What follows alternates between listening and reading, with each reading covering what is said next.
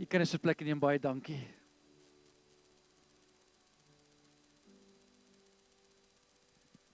Ontwaak, ontwikkel en ontmoet. Vanoggend op hierdie Moedersdag wil ek graag met u praat oor die tema blom waar jy geplant is. Blom waar jy geplant is. Ons begin vanoggend in Jeremia 9, hoofstuk 29 vers 4 tot 7, waar Israel definitief nie op 'n plek was waar hulle wou wees nie. En ons beleef dit ook baie keer dat ons, of dit nou fisies is, of dit geestelik is, of dit emosioneel is, soms bevind ons onsself op 'n plek waar ons nie wil wees nie. En al waarmee ons onsself besig hou in daardie oomblikke is om te probeer planne beraam hoe om uit hierdie situasie te kom. Elke gebed wat ons bid is om vir die Here te vra om ons te verlos van waar ons is, sodat ons kan weet waar ons dink ons moet wees. Maar Jeremia hoofstuk 29 vers 4 tot 7 lees ons die volgende. Dis nadat Israel as ballinge weggevoer is Babylon toe. So sê die Here van die leerskare, die God van Israel. Let mooi op, hy was nog steeds hulle God.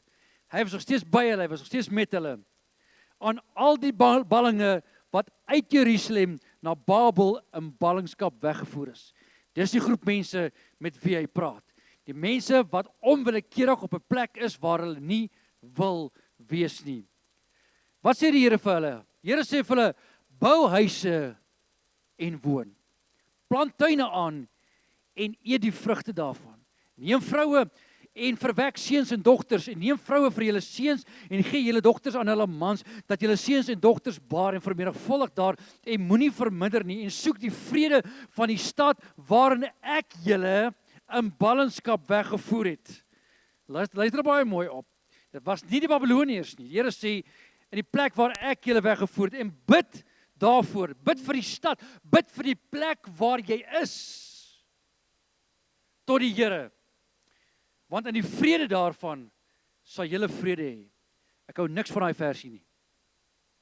Ek hou nie daarvan dat die Here sê vanoggend dat partykeer gaan ek op 'n plek wees waar ek nie wil wees nie en gaan ek 'n rukkie daar moet bly. Hulle is op ballingskap weggevoer. Hoopelik het hulle gedink dit gaan net 'n week wees, gaan 'n maand wees, maar die Here sê nee, bou huise. Plant bome aan. Plant vrugtebome aan. Nou as jy ooit 'n vrugteboom geplant het, hy blom nie of hy dra nie die eerste jaar nie. Ons praat hier van 'n langtermynprogram. Die Here sê vestig julleself hier, want vir hierdie seisoen gaan julle hier wees. En terwyl julle hier is, wil ek hê julle moet blom waar julle geplant is. Ek wil hê julle moet huise bou, ek wil hê julle moet floreer, ek wil hê julle moet vooruit gaan. Dis nie die plek waar jy wil wees nie, maar dis die plek waar jy vir die oomblik moet wees. En ek wil hê jy moet leer om te blom waar jy geplant is. En terwyl ek met hierdie gedagte speel, besef ek net hoeveel voorbeelde daar in die Bybel is van manne en vroue. Ons gaan na een man kyk en dan gaan ons na die dames kyk, is Moedersdag, maar hoeveel mense die Here op 'n plek gebring het waar hulle nie wou wees nie.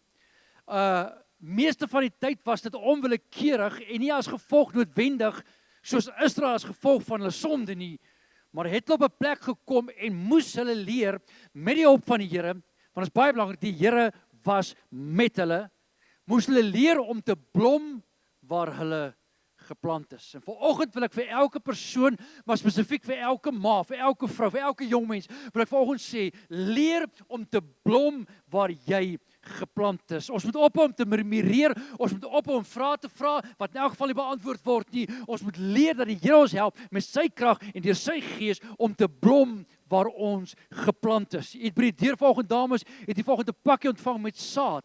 En ek wil hê jy moet daai saad gaan plant.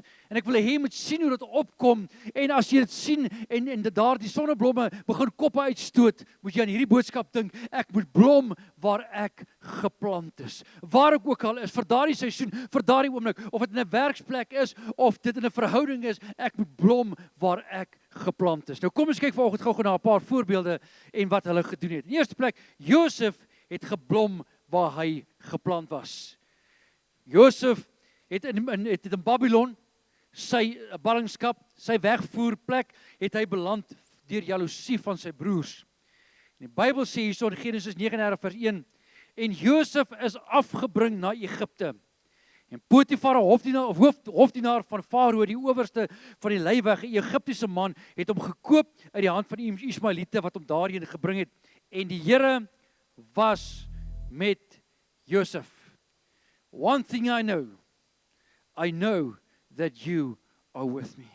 Jy moet vanoggend besef, as was die volk Israel in Babylon, al was Josef in Egipte, maak nie saak waar jy jouself bevind, as jy 'n kind van die Here is, het ons die belofte dat die Here gesê het, ek sal jou nooit begewe en ek sal jou nooit verlaat nie, en omdat ek by jou is en omdat ek met jou is, kan jy blom waar jy geplant is. Die Here was met Josef sodat hy 'n voorspoedige man was. Met ander woorde, hy het geblom waar hy geplant was.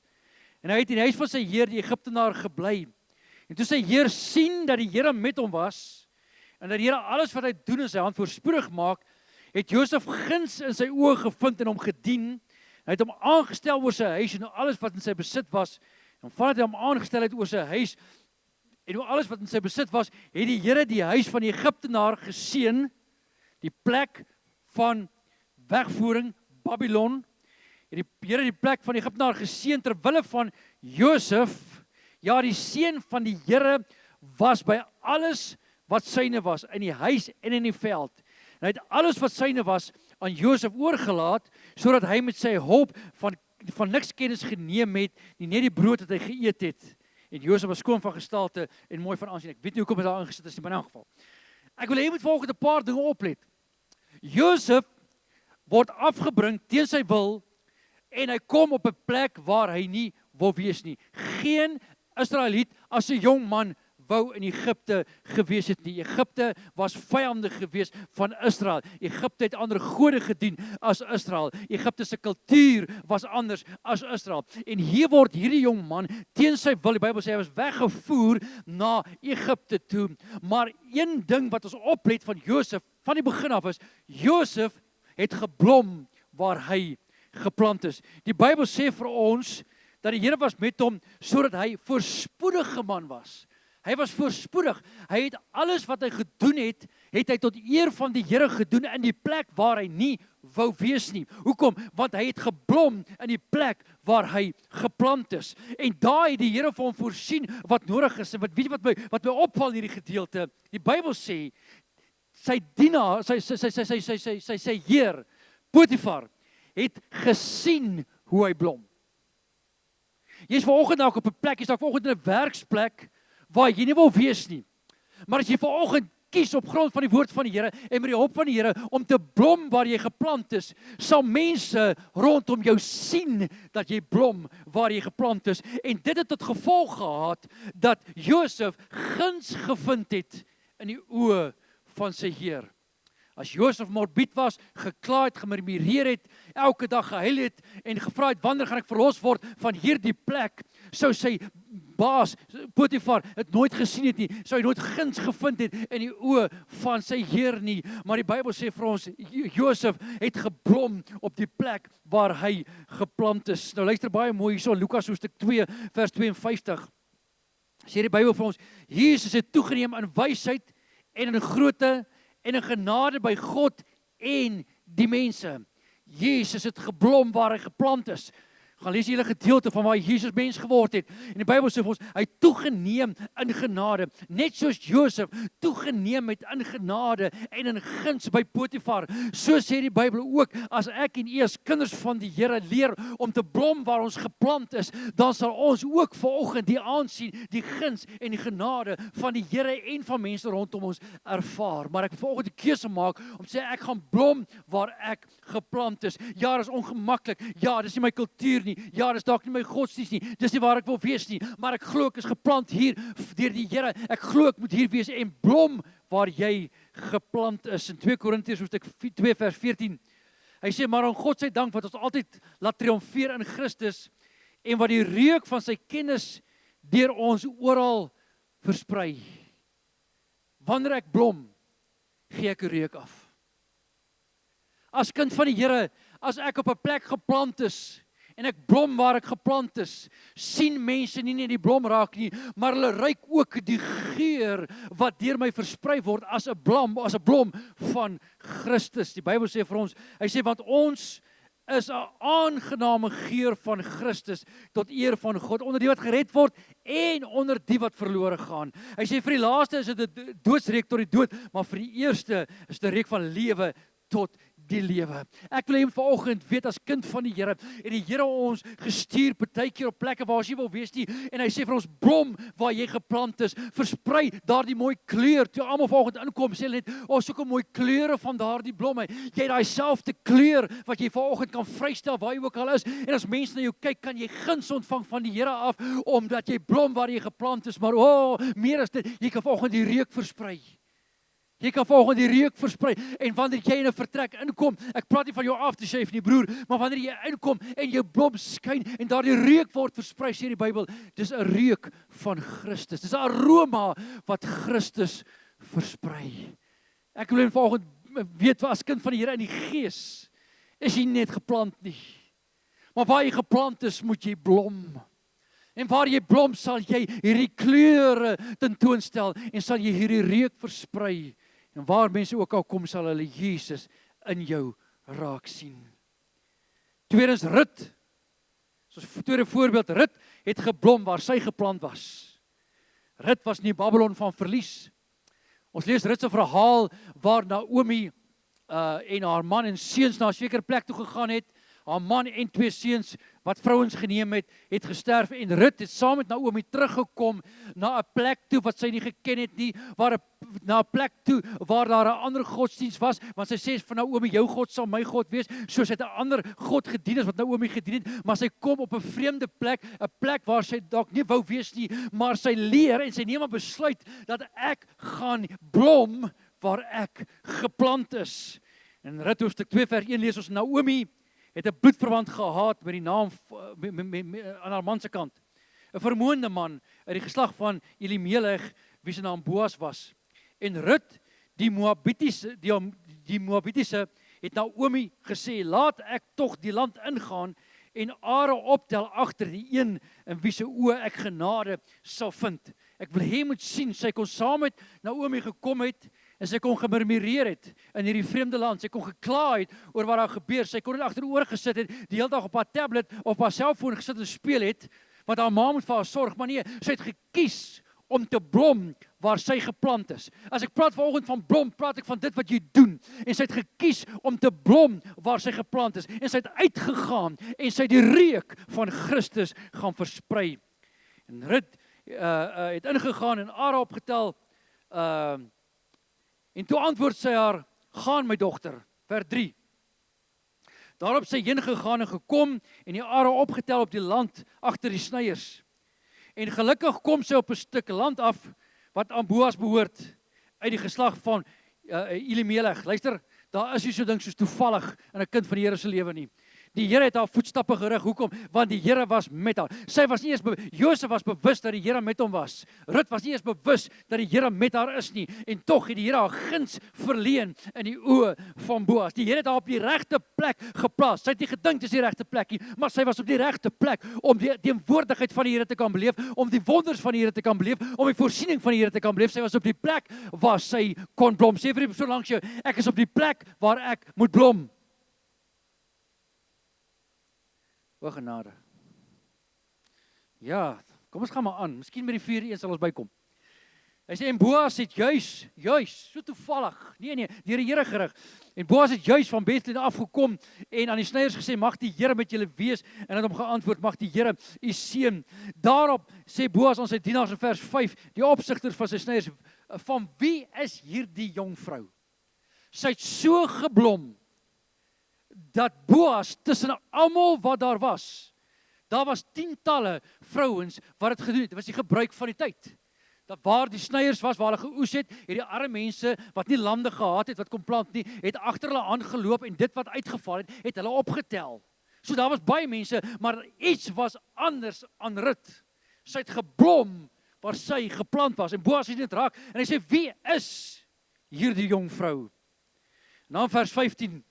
En toe sy weer opstaan om are op te tel, het Boas sy dienaars bevel gegee en gesê, sy mag ook tussen die gerwe optel, en julle mag haar nie beledig nie, en julle moet ook nou en dan vir haar uit die bondels uittrek, en dit laat lê, dat sy dit kan optel, en julle mag haar nie keer nie. Ek wil hê jy moet sien die oomblik wanneer ek en u as kind van die Here 'n besluit neem om te blom waar ons geplant is, dat die guns van die Here op ons lewens kom.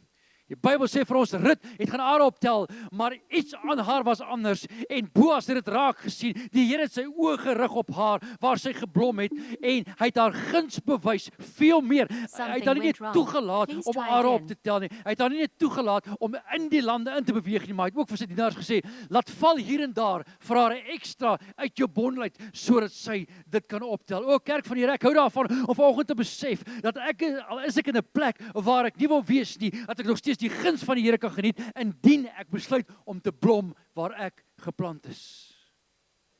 Ek kan vanoggend murmureer, of ek kan vanoggend groei. Ek kan vanoggend kla, of ek kan vanoggend blom. Ek kan vanoggend 'n reuk van die dood versprei, van bitterheid versprei, of ek kan vanoggend die geur van Christus versprei, waar ek ook al rond beweeg. Plant, of blom, waar jy geplant is. Ja, pastoor, maar dit is nie lekker nie, maar die Here is met jou. Ja, pastoor, maar ek ervaar niks nie, is omdat jy nie blom nie. Blom waar jy geplant is nie, jy sal die guns van God en mense beleef. Dis die belofte van die Here. Is jy nog met my?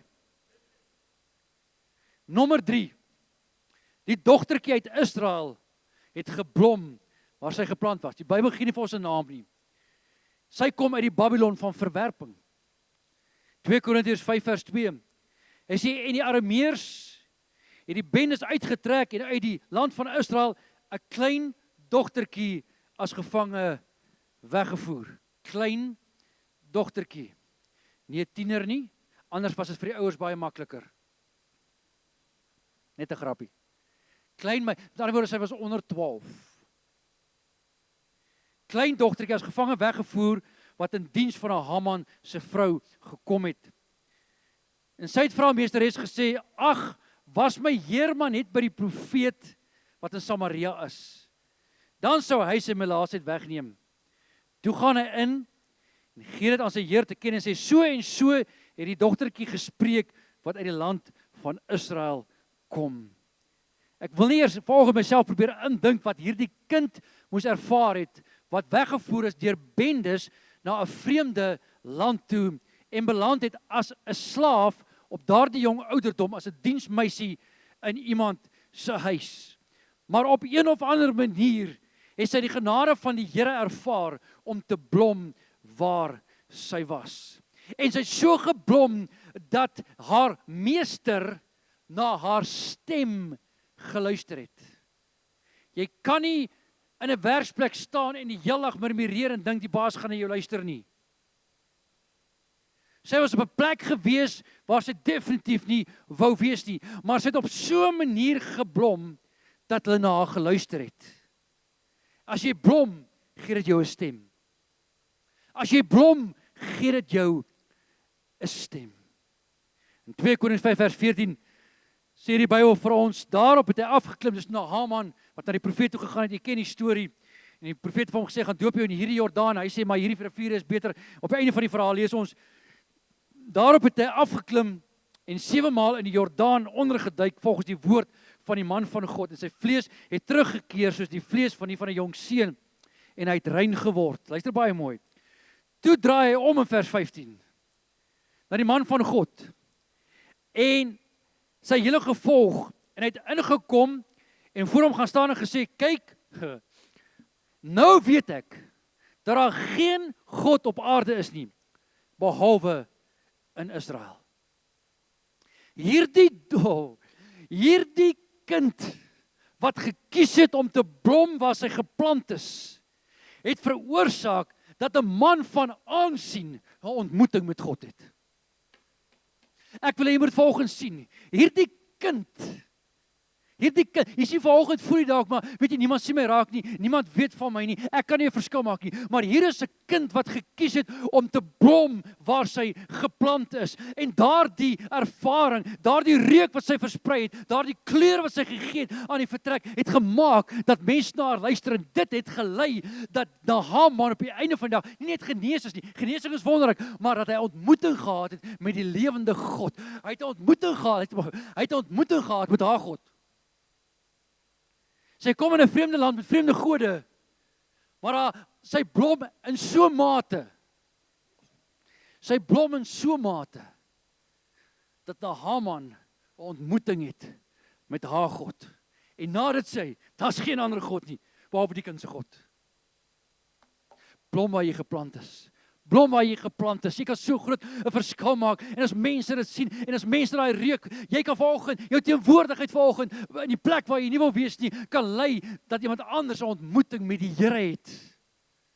Daarom moet ons so versigtig wees as kinders van die Here, dat ons nie altyd sal murmureer nie, maar dat ons sal blom waar ons geplant is. Waar jy blom, ontmoet mense die Here. Waar jy blom, ontmoet mense die Here. 1 Petrus 2 vers 12. Hy sê, en hou julle lewenswandel onder die heidene skoon. Aan die ander woorde blom. Sodat as hulle julle van kwaad spreek soos van kwaaddoeners, hulle op grond van die goeie werke wat hulle aanskou, God kan verheerlik in die dag van besoeking. So vanoggend die wonderlikste om te besef dat as ek blom waar ek geplant is, dit kan lei vir iemand anders tot 'n ontmoeting met die Here. En ek wil hê moet vanoggend besef, want baie keer is ons in situasies waar ons nie wil wees nie. Ek sê wees, dit kan fisies wees, geestelik, emosioneel, finansiëel, verhoudings, dit maak nie saak nie. En al wat ek doen is, Here verlos my, neem my uit hierdie plek uit weg, en die Here sê, bou huise, plant wingerde aan. Jy is daar geplant vir die seisoen, blom. Blom, ek wil deur jou blom, ek wil deur jou lewe, deur jou goeie dade, deur jou goeie werke, ek wil deur die feit dat jy blom in 'n plek waar jy nie wil wees nie, is jy besig om 'n offer aan die Here te bring van jou lewe, en sê die Here, sal ek deur daardie blom, sal ek 'n kleur versprei, en sal ek 'n reuk versprei, wat mense hoop gee, wat mense lewe laat sien, wat mense na die Here toe bring, wat lei tot 'n ontmoeting met die Here. Net daardie blom. Net daardie blom. Blom waar jy geplant is. Nommer 4. Dorcas. Dorcas, die Babylon van smart. Sy het gesterf.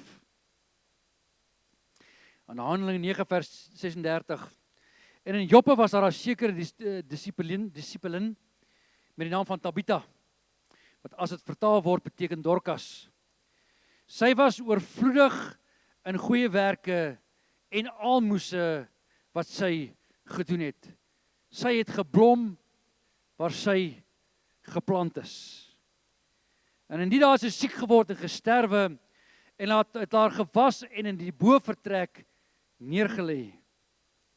En omdat Lydda naby Joppe was, en die disippels gehoor het dat Petrus daar was, het hulle 2 manne na hom gestuur, en hom gesmeek, dat hy sonder uitstel na hulle moet kom.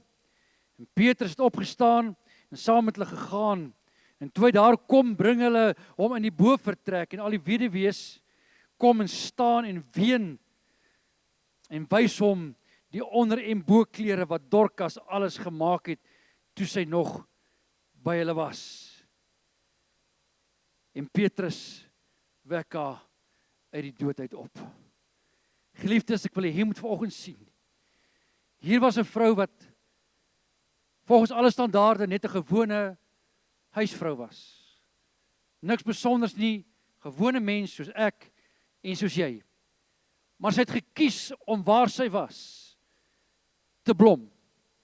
Sy het geblom waar sy geplant was. En almal het daarvan geweet. Ek wonder of sy bewus was van die invloed wat sy gehad het in die omgewing. Of sy bewus was van die impak wat sy gemaak het deur haar handewerk, deur 'n naald en 'n gare en 'n stukkie materiaal. Het sy 'n verskil gemaak in 'n stad sodat almal van haar geweet het. En nie net van haar geweet het nie, maar het hulle so ver gegaan het om die man van God in die hande te probeer kry sodat sy nie sou sterwe nie. Al wat sy gedoen het, sy het geblom waar sy geplant was. Sy het eenvoudig net geblom waar sy geplant was. Sy het die talent van die Here ontvang en sy het dit gebruik. En dit het 'n reuk van Christus versprei oor die hele Joppe. Oral waar mense was, het hulle geweet van Dorcas. Hulle het geweet dat sy blom. Hulle kon haar klere sien waar sy beweeg en hulle kon haar reuk ruik waar sy in 'n vertrek ingestap het. Want sy het gekies om te blom waar sy geplant is. Dit gaan nie oor waar jy is nie, solank die Here met jou is. Dit maak nie saak hoe lank jy daar is nie, solank jy net onthou, die Here is getrou. Dit maak nie saak wanneer nie, solank jy net blom waar jy geplant is. Vanoggend het ons die keuse. En ek kan vanoggend nog voorbeelde noem en ek kan nog aangaan. Abraham, Samson ensovoorts. Die meeste Bybelfigure was met tye van hulle lewe op plekke gewees waar hulle nie wou wees nie. Maar elkeen van hulle het geleer. En Paulus, hy sê ek het geleer om vergenoeg te wees waar ek is. Die rede hoekom ons nie op die plek wil wees waar ons is nie, is omdat ons onvergenoeg is. En Paulus sê ek het geleer, dis iets wat ek aanleer, dis iets wat natuurlik kom nie. Ek het geleer om te blom waar ek geplant is. En soos Josef was hy ook in die tronk, maar hy het daar geblom. Was hy op die skip en hy het geblom. Was hy in die kerk en hy het geblom. Was hy in sy praktyk wat hy tente gemaak, was hy in sy werksplek en het geblom waar hy was. In so mate dat mense deel van sy kledingstukke gevat het en op die siekes gelê het. Hoekom? Want hy het geblom waar hy geplant is. Geliefdes, ons is nie altyd waar ons wil wees nie. Ons is nie altyd op 'n plek waar ons gemaklik voel nie. Maar vanoggend sê die Here vir my en vir jou, blom waar jy geplant is. En weer eens wil ek jou uitdaag om die saadjies te neem wat ons vir julle gegee het. Sê vir my baie dankie vir haar moeite, maar neem daardie saadjies. En wanneer dit bietjie warmer word, gaan plant daardie saadjies. En wanneer dit opkom en daai koppe begin uitstoot, onthou om te blom waar jy geplant is. Amen. Vader, dankie vanoggend vir 'n plek. Here, dis vanoggend dalk nie die plek waar ons wil wees nie, maar is die plek waar ons kan blom. En help ons vanoggend om saam met Paulus daardie besluit te maak om te leer om vergenoeg te wees waar ons is, sodat ons kan blom waar ons geplant is. Here, help ons vanoggend daarmee en bring daardie bewustheid in ons gedagtes. En ons eer U daarvoor in die naam van ons koning Jesus. Amen en amen. Is daar